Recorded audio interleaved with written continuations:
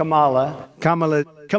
They were explaining to me, you can say Kamala, you can say Kamala. I said, don't worry about it. It doesn't matter what I say. I couldn't care less if I mispronounce it or not. I couldn't care less. Kamala, sometimes referred to as Kamala. You just get about 9 different ways of pronouncing the name. I think any honest actor would probably tell you that Donald Trump is not doing okay. Ever since Joe Biden dropped out of the race and Kamala Harris took over, and now she's even surging in the polls, it seems to me like Donald Trump is having a public-facing meltdown.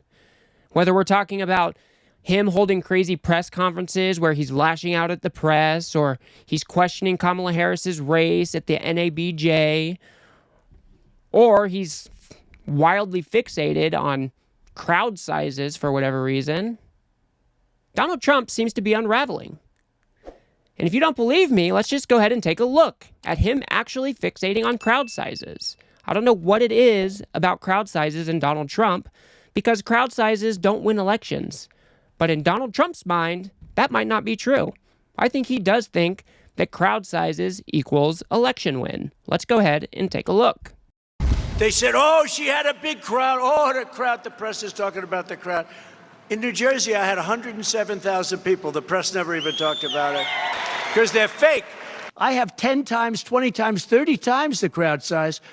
In history, for any country, nobody's had crowds like I have. Nobody's spoken to crowds bigger than me. If you look at Martin Luther King, when he did his speech, his great speech, and you look at ours, same real estate, same everything, we actually had more people. How is it possible that Donald Trump thought that this would be okay?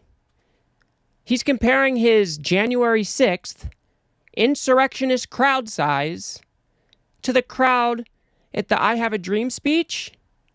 What is he doing? This is crazy town.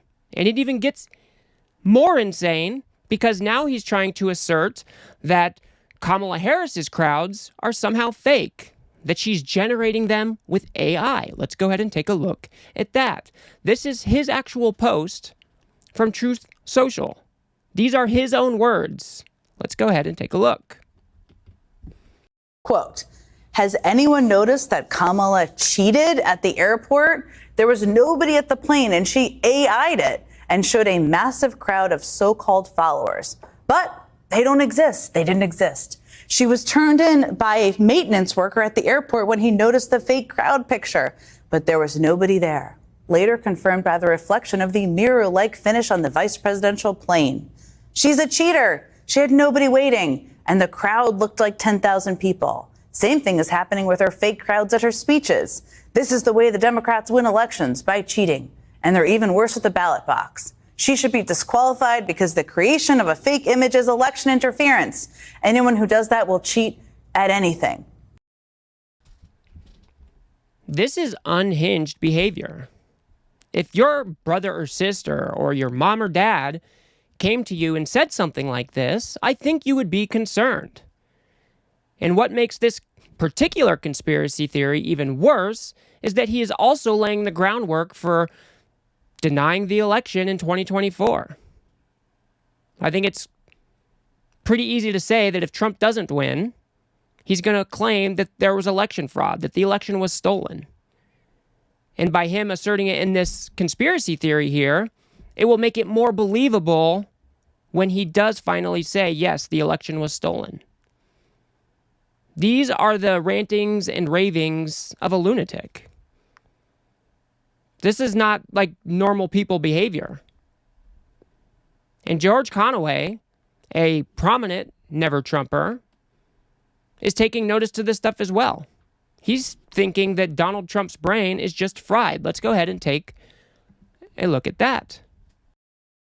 And I think what we saw with this tweet yesterday is that last final collapse of Donald Trump's mental state. I mean, you think about it, saying that those were like 50, 60, 70,000 people in the aggregate in five rallies in different states.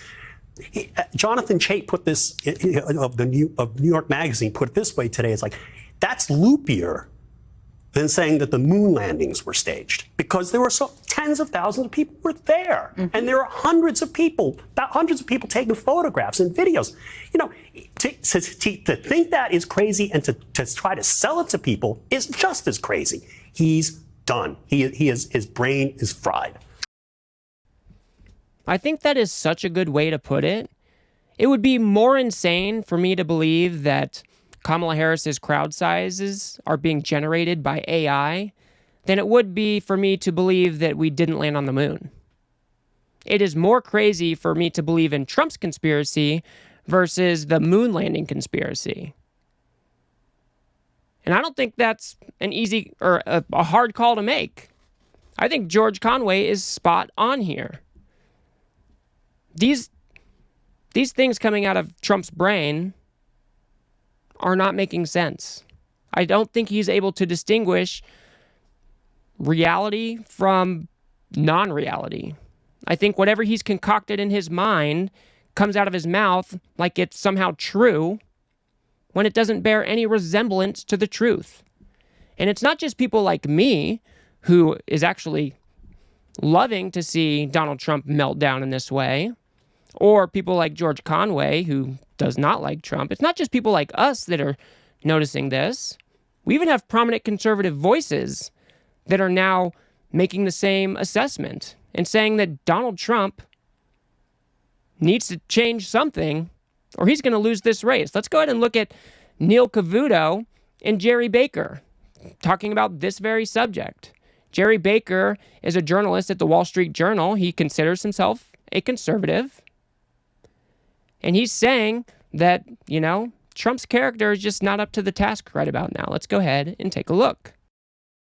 It's wishful thinking on a grand scale to think that Trump can focus on Kamala Harris's weaknesses and the Democratic Party's many weaknesses. He can't, Gerry. He's incapable of doing it.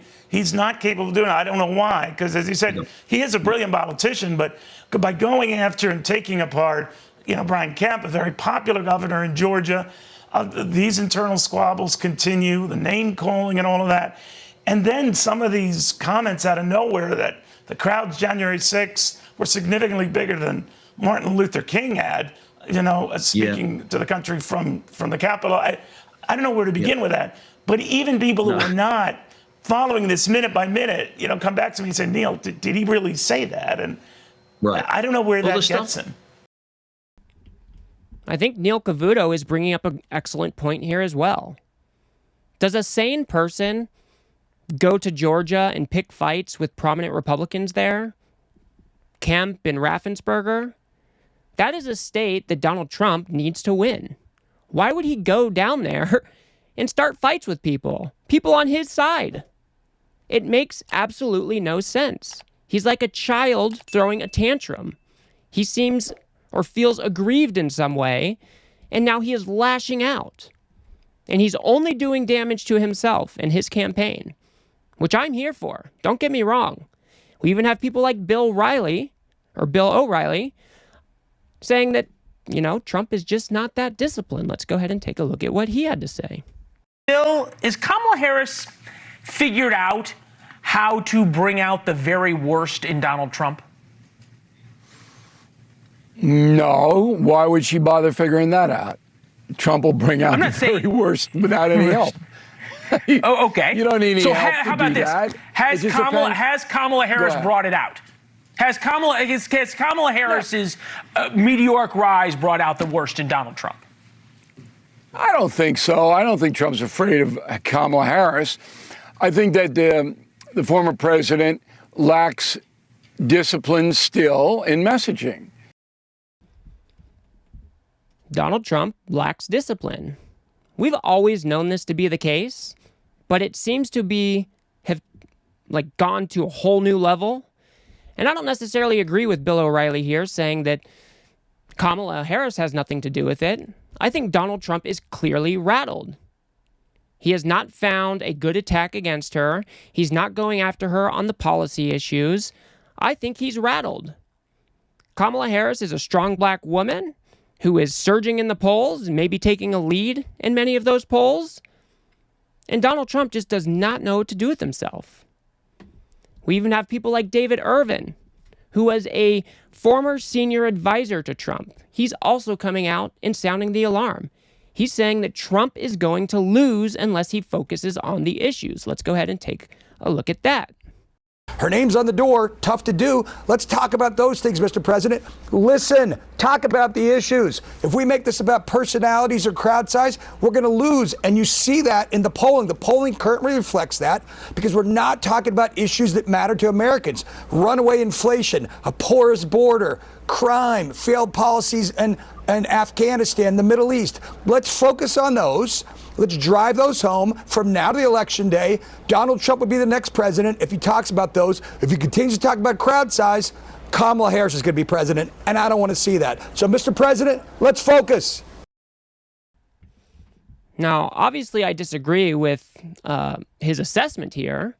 I think Kamala Harris definitely is running on the platform that is more in line with more Americans. I don't think Donald Trump's issues, besides maybe the one-off of the border, are more appealing to most Americans. Kamala Harris, on the other hand, is running on a very popular policy platform, and she's able to articulate those policies at her rallies.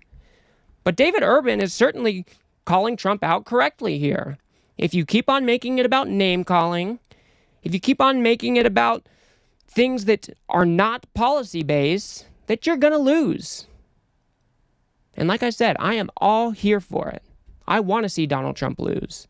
But I think it's really funny that we have these, even Trump supporters, people who have worked for Trump, coming out and sounding the alarm. I'm going to show you one more video from Frank Luntz. He is a prominent conservative pollster, was a communications consultant for the Republican Party. He's coming out and saying that Trump is hurting himself. Let's go ahead and take a listen. I commend the Trump campaign. It's the candidate that's problematic.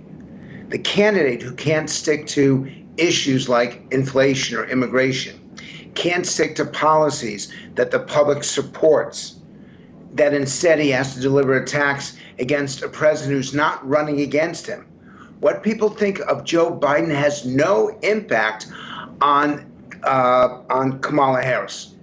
And it's actually damaging Trump's efforts right now at a time when the nation is so evenly polarized, so hostile to each other.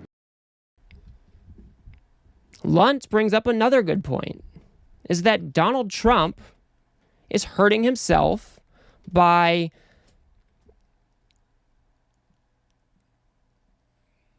going after people like Joe Biden. Joe Biden is no longer in this race. He is not the guy you are running against. Why is Trump spending time attacking Joe Biden? It makes absolutely no sense. And Frank Luntz is correctly pointing out that this is a character issue. Donald Trump lacks the discipline to stay on message, to focus on the issues that matter to Americans.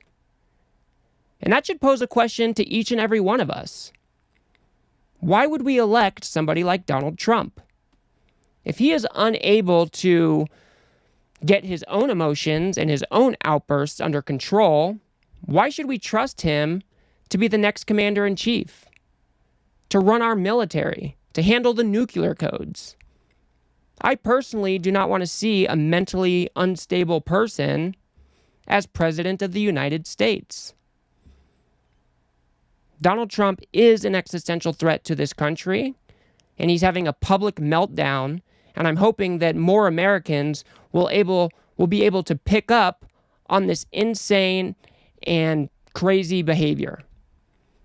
Because I think it's absolutely important that we are the most informed we can be before going and casting our vote in November. So like I said, I'm here for it all day long. I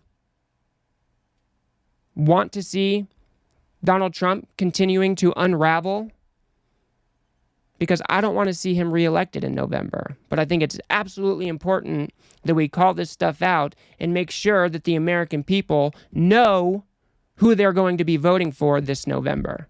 It is crucial that we point this stuff out.